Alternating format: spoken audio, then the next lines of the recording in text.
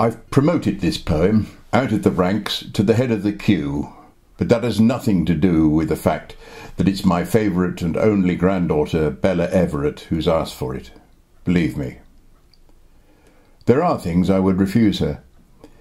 But it fits so nicely with the one I've just read for Henry Everett, who is no relation, but a decent chap despite that.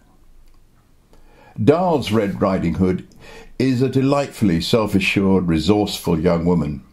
Her creator's purpose might well have been to provide an exemplar for pre-teen girls. Carol Ann Duffy's Red Cap describes a crucial rite of passage of an older young woman, and the message, "Beware the wolf," may be a little more equivocal and nuanced. A contender for conceit of the series has to be allotments kept like mistresses by kneeling married men. Thank you, Bella.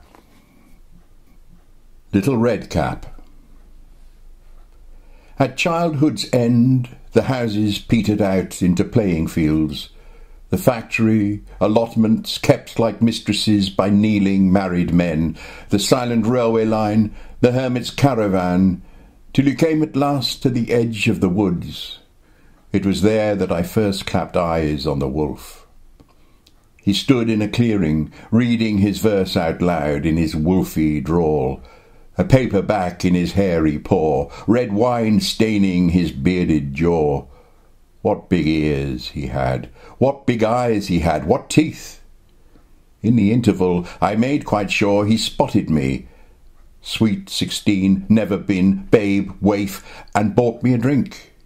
My first. You might ask why. Here's why. Poetry.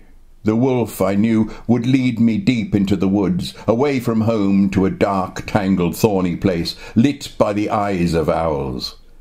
I crawled in his wake, my stockings ripped to shreds, scraps of red from my blazer, snagged on twig and branch, murder clues.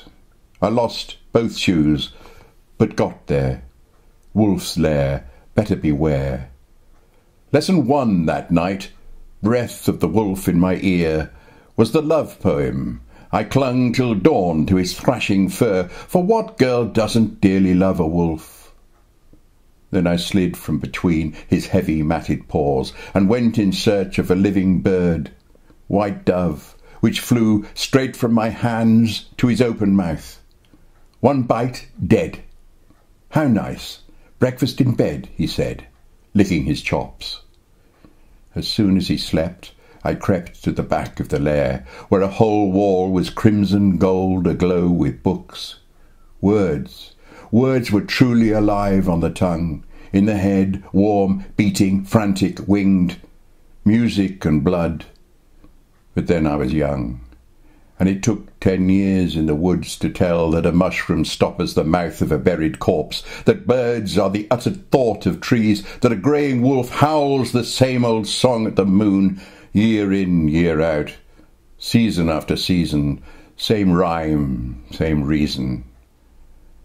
I took an axe to a willow to see how it wept. I took an axe to a salmon to see how it leapt. I took an axe to the wolf as he slept. One chop, scrotum to throat, and saw the glistening virgin white of my grandmother's bones. I filled his old belly with stones. I stitched him up. Out of the forest I come with my flowers, singing, all alone. Darling, we're late.